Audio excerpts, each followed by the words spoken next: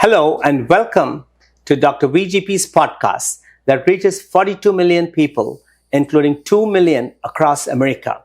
Our guest today is a phenomenal personality who is making, for the last 25 years, a sea of change in people's lives, all here in Elk Ridge, Maryland, a suburb of Baltimore. Meet the founder for the Center for Social Change. I would rather say Dr. Jasprit Singh or Sir Jesse Singh. Thank you so much, Chief, for joining us on our podcast today. And you're doing some phenomenal work, which all our viewers would love to hear about. Thank you so much. And tell us, Chief, about your early childhood. My childhood, I've come from Indore, Madhya Pradesh, India. I was born in Indore and I was raised in Indore, and I did my high schooling there. And after that, I came to United States for my higher education in 1986.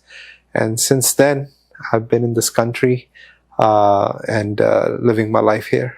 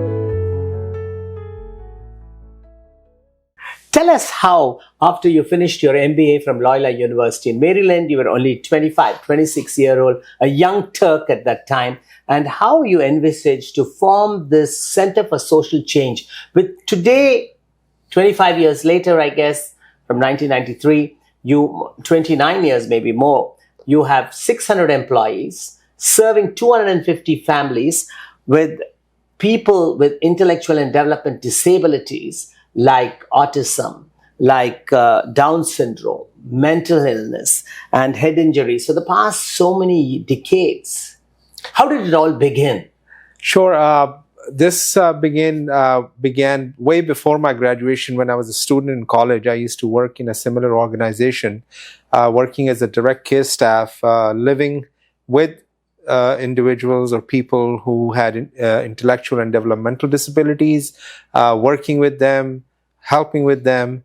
And that was a very ideal kind of a situation for a student because you get your rent paid and you didn't have any expenses. So I was really enjoying it. But then I realized that this whole field grew on me. And no matter where I went later in my life, if I went in real estate or retail gas stations or other businesses I did, the kind of satisfaction or fulfillment that I got from this field, I couldn't get in anywhere. In 1993, there was another gentleman, Joseph Matthew, from India as well, and we both started this project on a very small scale. And slowly it grew. In 1998, 99, there was a big change in regulations where the regulations changed and people wanted that institutions should not be there. People with intellectual and developmental disabilities should live close to a normal life in community settings. And that helped Center for Social Change because we were ready for that. We were poised for that, and we had a good plan for that. And then the growth was phenomenal. And then my partner, Sajid Tarar, who brought new life and energy into this organization.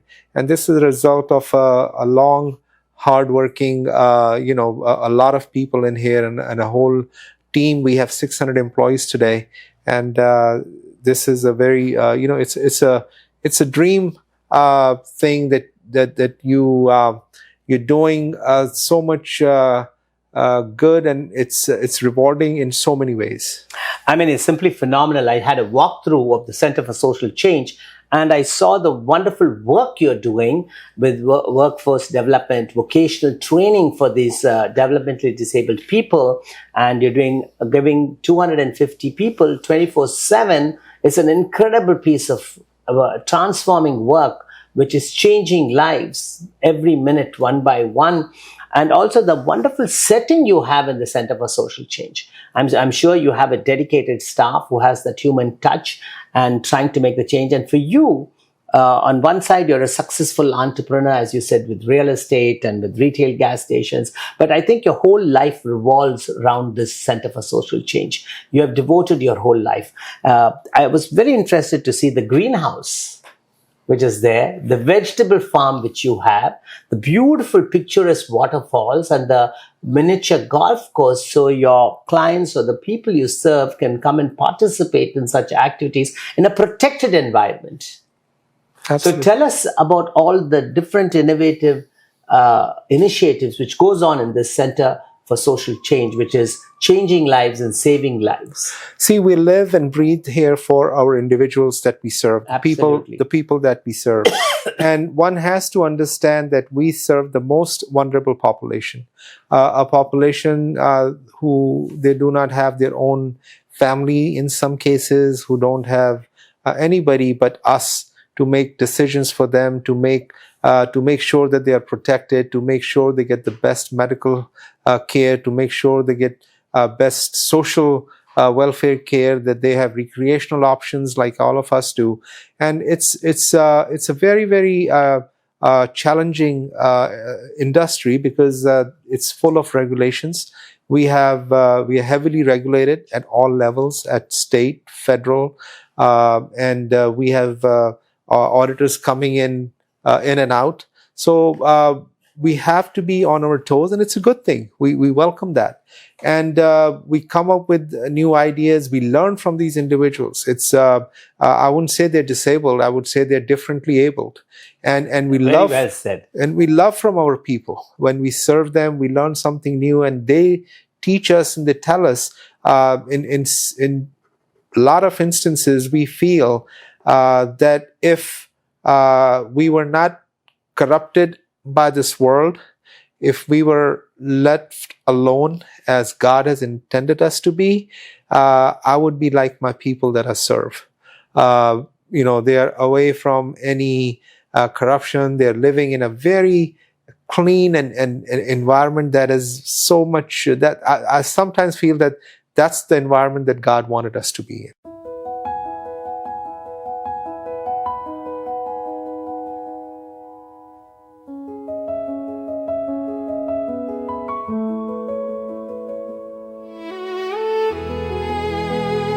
Since 1993, the Center for Social Change has been more than an organization. It has been a family, a home, and a movement. A place where dreams are nurtured, voices are heard, and every person is empowered to thrive. It all began with a vision: to move beyond institutions and offer dignity, purpose, and community to people with developmental disabilities.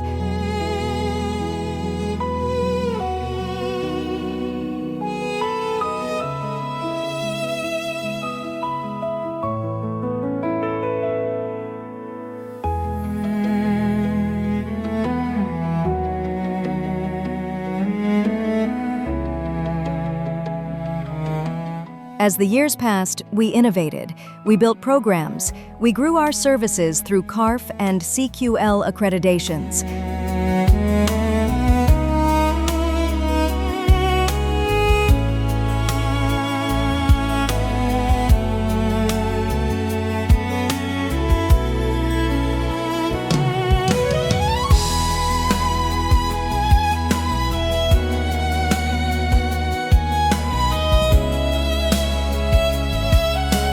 And with every step, we stayed grounded in compassion, person-centered care, and inclusion.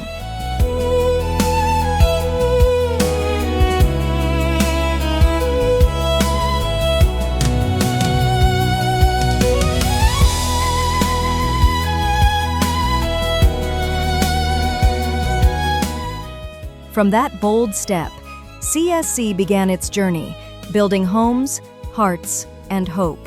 From homes and supports to community involvement and independent skills training, CSC has touched thousands of lives, not just the people we serve, but their families, their neighbors, their future. Together, we uplifted communities. Together, we shaped a better tomorrow. Through it all, we've shared unforgettable memories. We learned together. We grew together. We have fun together. We stood side by side in moments of joy, challenge, and celebration.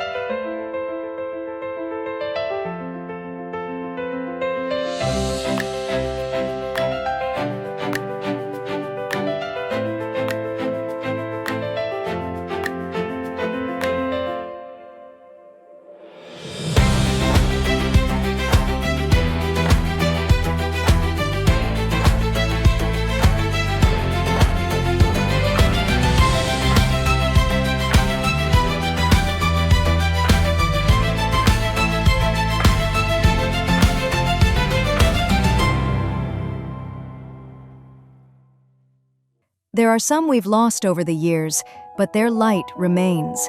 They shine bright as stars in our hearts, forever part of the CSC family.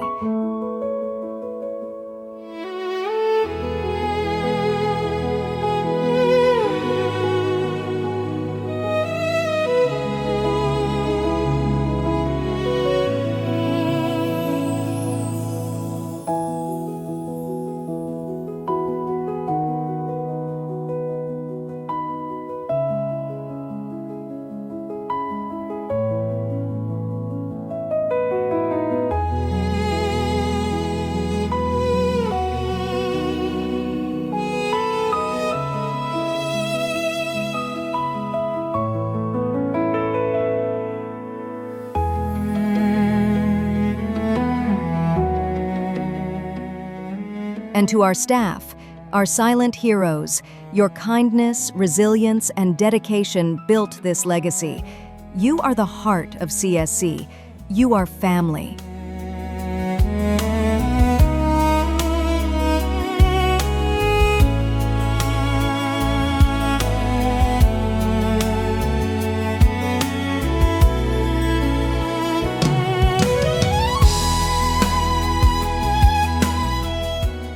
As we mark 32 years, we don't just look back, we look ahead with the same passion, same purpose, and even more love. From our humble beginning in 1993 to this powerful moment in 2025, thank you. Thank you for believing. Thank you for walking this path with us. We thank you from the bottom of our heart.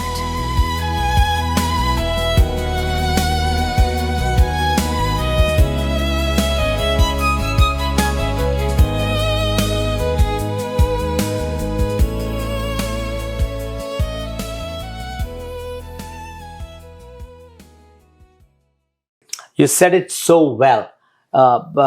Jesse, with your 70 million budget, which you developed the Center for Social Change, which is a real vibrant center, actually we can see the change happening in people's lives, which you're seeing one-on-one.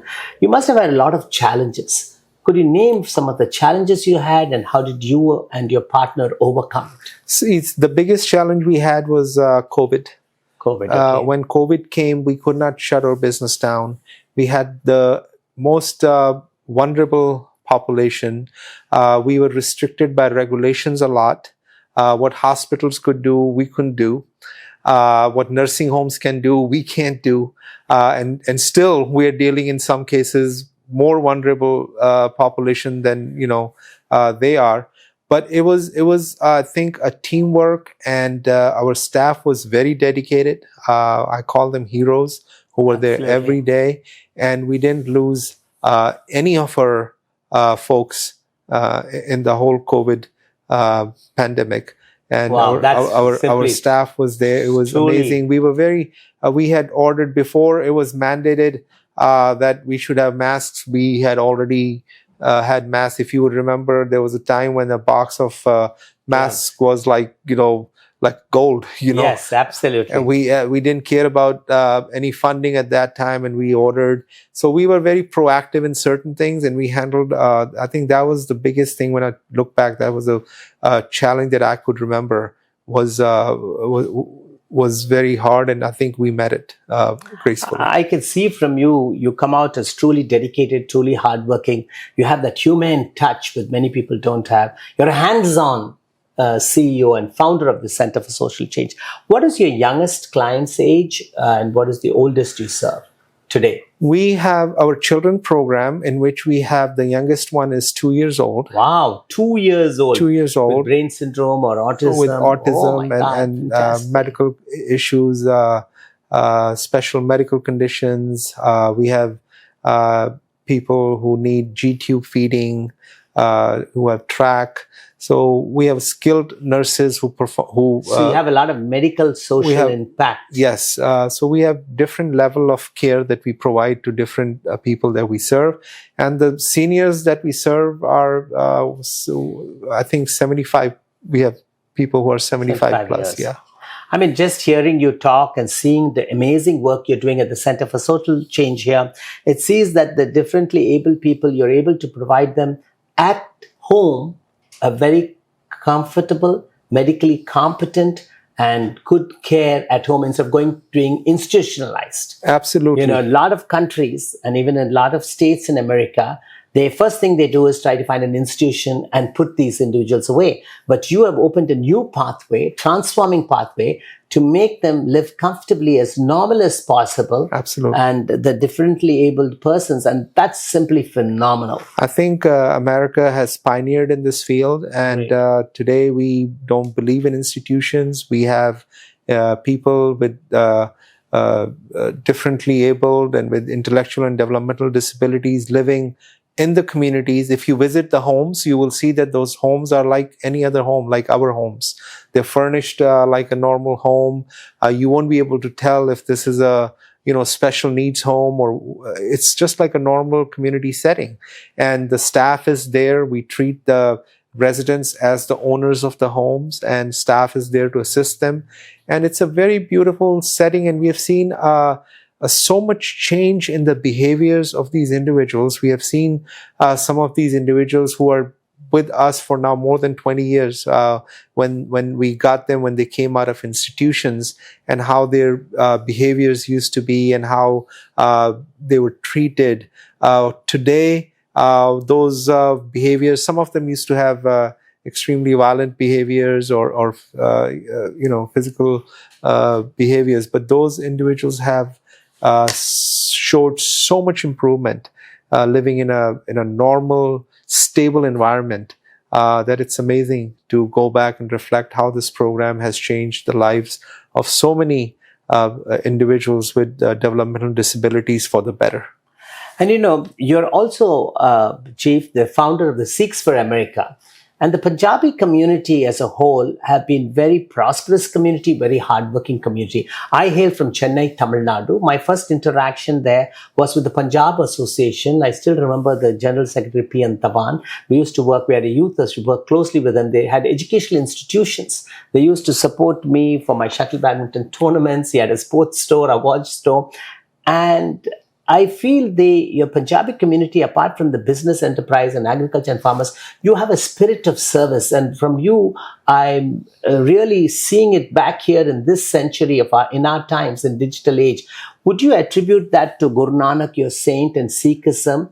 Because Absolutely. We always hear the Christian missionaries, but I think the Sikhism and Guru Nanak ministry and what has imbibed into you and what you're practically his teachings. Absolutely. I think the foundation of Sikhism is service and faith. Yes. Guru Nanak has embedded in the Sikh faith this fundamental value of giving and being there for others. Yes.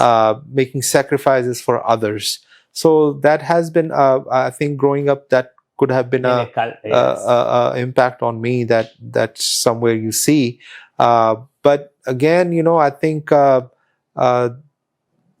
anybody would, when you see these folks that we serve, and when you interact with them, the kind of energy, the kind of positivity you get from this, I don't think you get this kind of thing from any other business. And why I say business is that in order, even if you are non-profit, even if you are serving these individuals, you have to run this organization as like a corporate normal business. Yes. like a corporate business. You have to be very mindful about your expenditures, about your and you have to keep growing. And your consumer reaction, the population you serve. Yes, you have to take into their consideration. Their consideration. Yes. They are our shareholders. Yes, in a normal exactly. corporation. You're there because of them. We are there because of them. So we have to, and it's a very tight situation. We're dealing with the regulations. We're dealing with budget cuts. We're dealing with insurance companies. We're dealing with a lot of factors, but we have to run it as a corporation.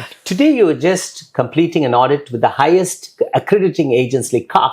Tell us what CAF stands for and how many years you've got the highest accreditation in the country for the Center for Social Change. It is the Communities and Association of Residential Facilities, and it's one of the highest. It is the highest. JACO. It's equivalent to JACO, like in hospitals and healthcare. And we have been CARF accredited since 2010. Wow! So this years. Was our, every 3 years we get accredited, and fortunately today was their exit conference, and it went very well. In their exit conference, they congratulated us for a good job, and we are looking forward to get accreditation for next 3 years. Chief, we're talking about social change. What about social change in a geopolitical context? Today, especially in the global perspective, could you throw some light on that for our viewers? And especially since our dynamic President Donald Trump Jr. is your hero. He's right here with you, and your partner here is a wonderful picture here. So tell us, why is Donald Trump your hero? Well, let me say that I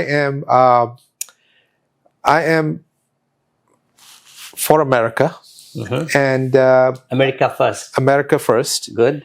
And there are a lot of Democrats who are America first, so yes. I support anybody who's America first, bipartisan. But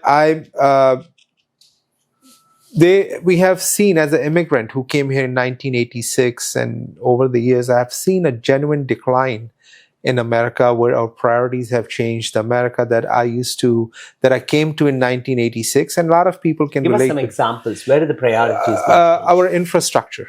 We lost the manufacturing. We lost the manufacturing.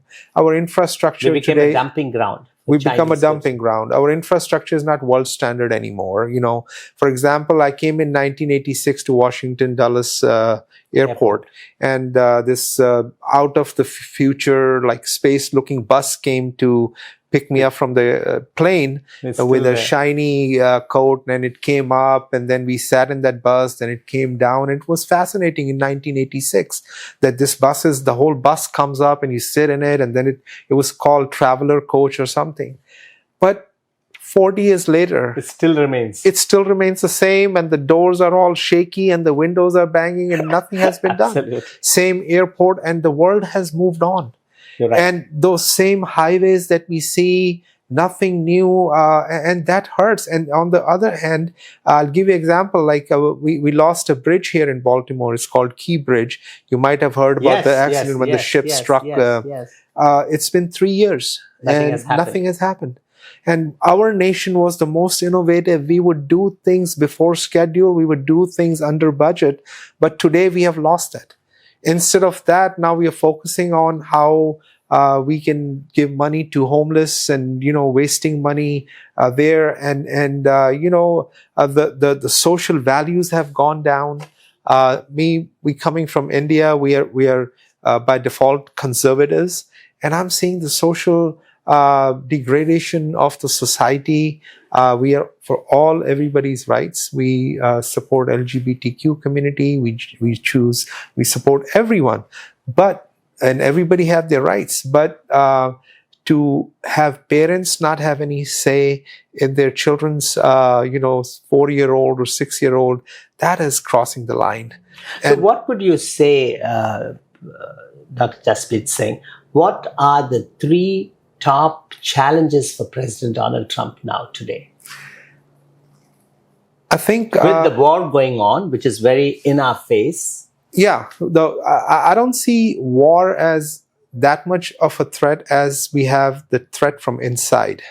Okay, so talk to us about it. Tell our viewers I something. see that the American society is right now very much divided. It's very polarized. We have to bring this society back into the middle. How will you do it? It's not I don't think it's humanly possible. We would need some divine intervention here. But the rhetoric on both sides need to calm down. And I think the main reason for this divide is our media. Okay. The media has to start reporting the facts. And nowadays in social media, we're not reporting facts. We are reporting, we're analyzing the situations. If you see the news programs, they're not news anymore. They are, rhetoric going on, people from both sides trying to analyze situations as per their thinking. Actual news is not there. The media should give the actual news to the people and let people decide what is good and what is bad. When media starts distorting information, like let's say about this war that's going on, so-called war, there was a news clips that was shown that 200,000 people gathered in Tehran, and Mr. Larjani was also there, and which was, now it has come out, it was all AI generated. Completely AI generated. But our news media was showing it, knowing that it was AI generated. They were showing it. Now, people need to use their common sense that in a country where the bombs are being dropped by US and Israel, and top 40 leadership has been gone, who would dare to come out 200,000 people and stand in a square? So it was completely false. So those kind of a propaganda that media does, knowing that it's false, is not good, and it's dividing, it's polluting the mind of our young people, and it's not giving them a chance to make their own decision. They're being swayed by this media. I don't know if there's some foreign power behind it who's doing this, but I think media should be, I'm all for freedom of press, but when media starts going against your own country and trying to destroy the society, I think the FCC should step in and start imposing some fines on our media. Very, very well articulated and very well said, Dr. Jasprit Singh. Could you shortlist for me 1 or 2 great successes of our President Trump in the last 1 year since he took over his second term? I think his biggest success is the illegal border crossing. Immigration. Immigration, it has been brought down to 0. Great. I'm an immigrant. Yes. I'm all for legal immigrant. And I've known President Trump, and I've been with him in his campaign, and I know he's also for legal immigration. And we need to, as immigrants, it makes our duty to make sure that, immigrants who are coming into this country are contributing something to this nation. That's right. Would you say that he's trying to restore back the America's pride and trying to make America healthy again, America first?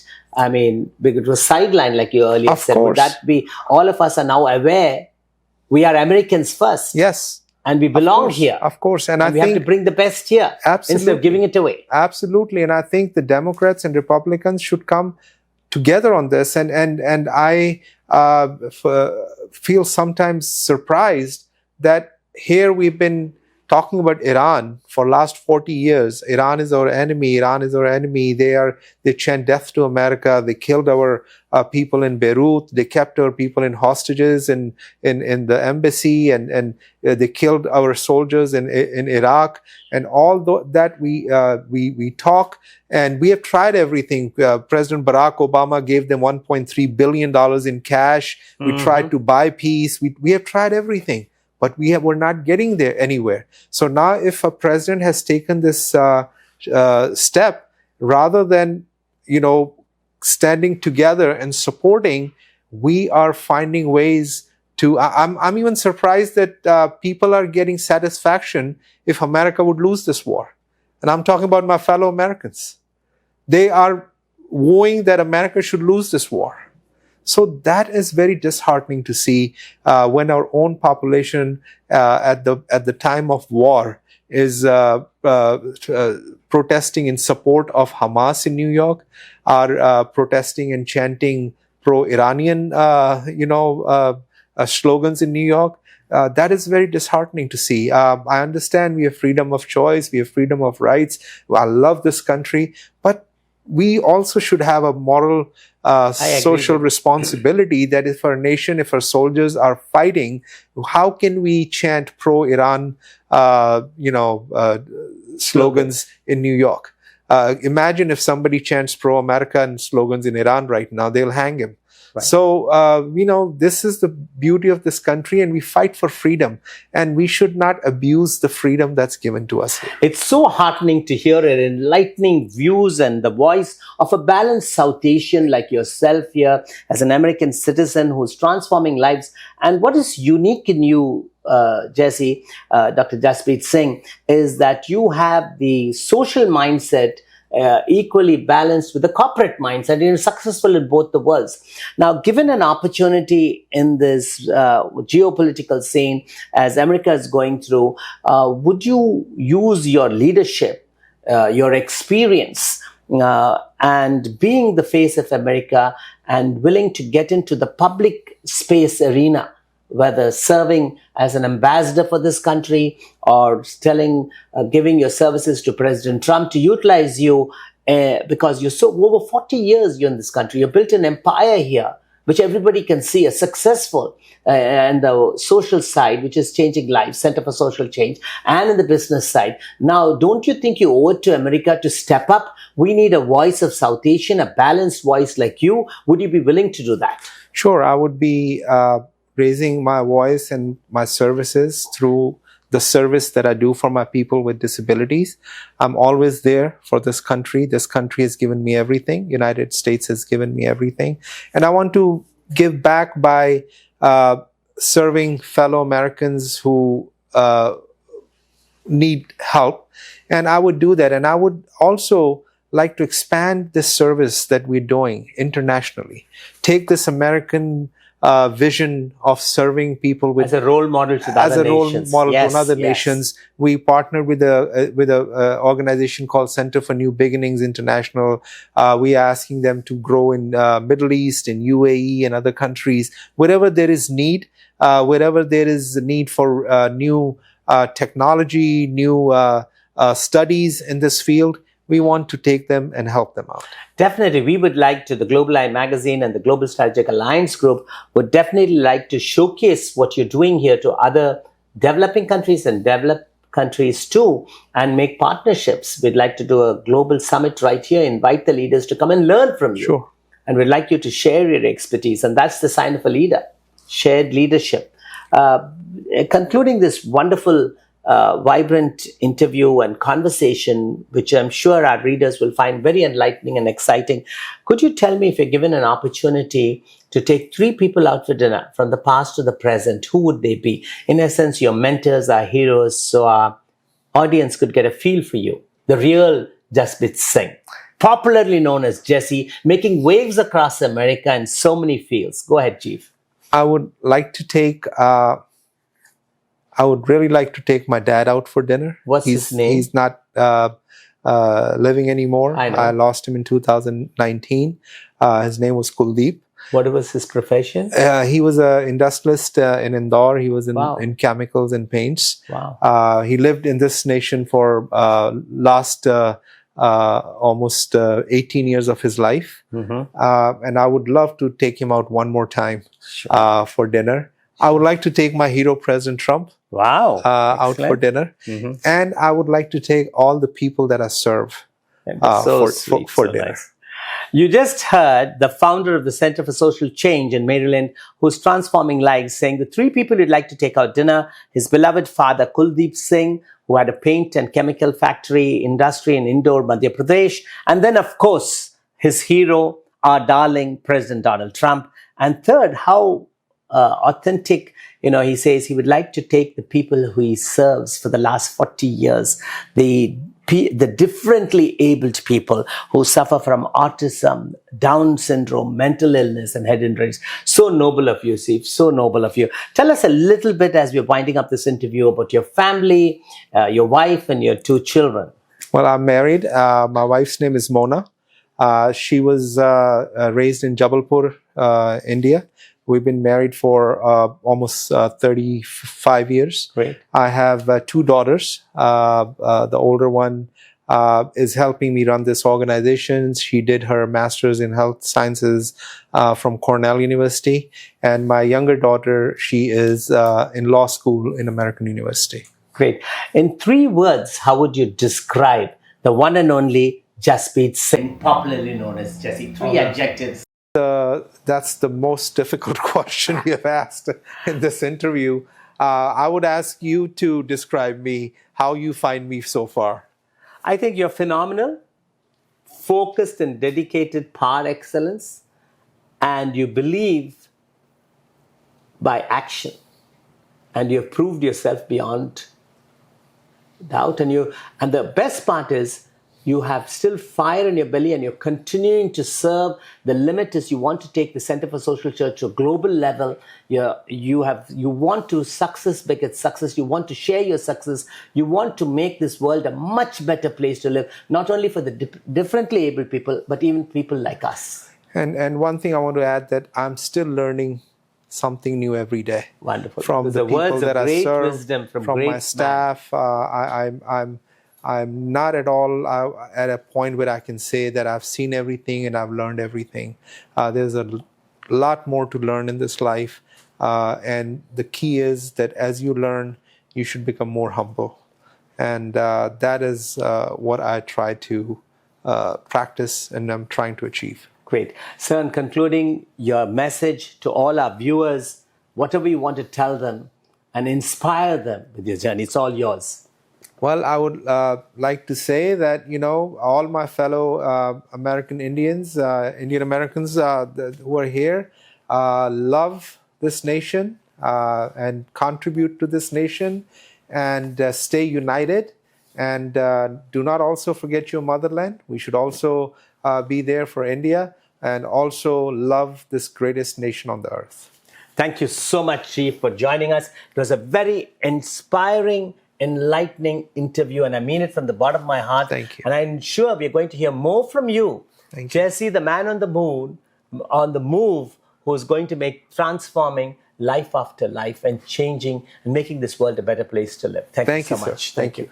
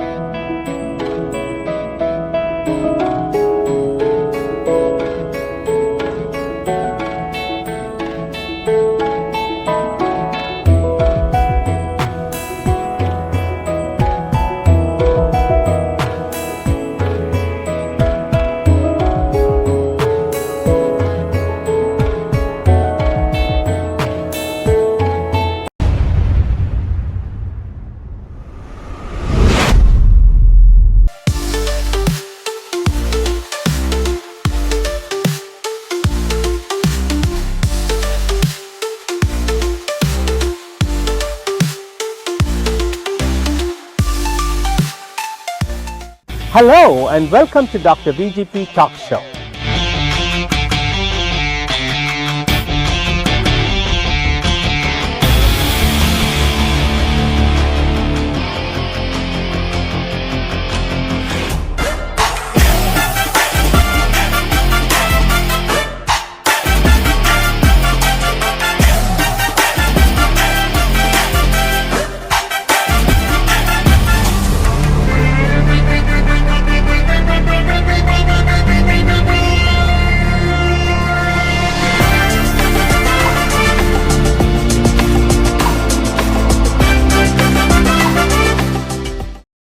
Fusion Systems and Services, a powerhouse in innovation, delivering transformative technology solutions. With our groundbreaking cloud-ready product, ITIS, leading the industry as the ultimate RPA solution, trusted by top global enterprises. From mobile application testing to middleware automation, from big data integration to SAP automation, and even Salesforce automation, Fusion Systems is your strategic partner for success. No challenge is too big. No system is too complex. Empower your business with Fusion Systems. Visit us now at fusionsystems.inc.com and revolutionize your future.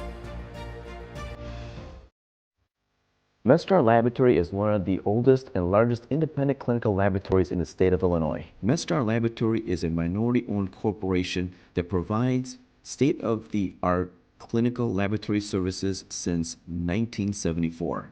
Currently at MedStar, we service over 800 medical facilities, including hospitals and assisted living facilities.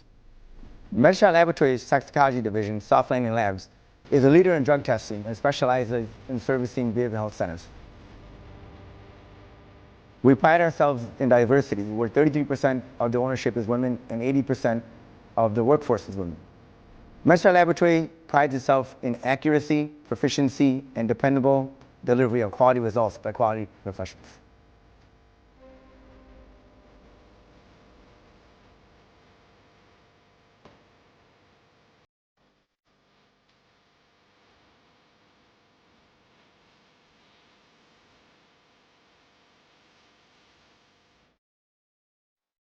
We provide personalized service around the clock, 24 hours a day, 7 days a week, with professionalism at its best. Thanks to you, we are growing and offering a comprehensive range of diagnostic testing.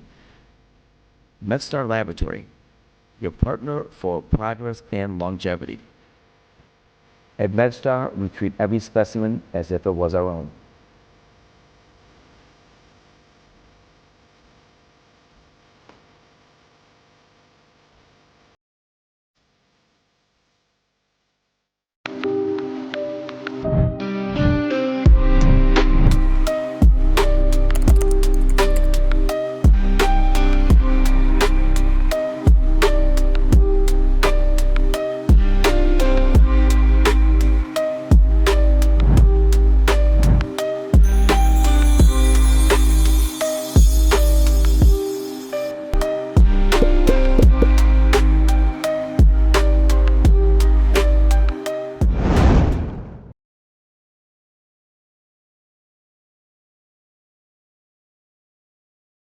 Dear viewers, elevate your business to new heights and reach 35 million potential customers with Global Eye Digital.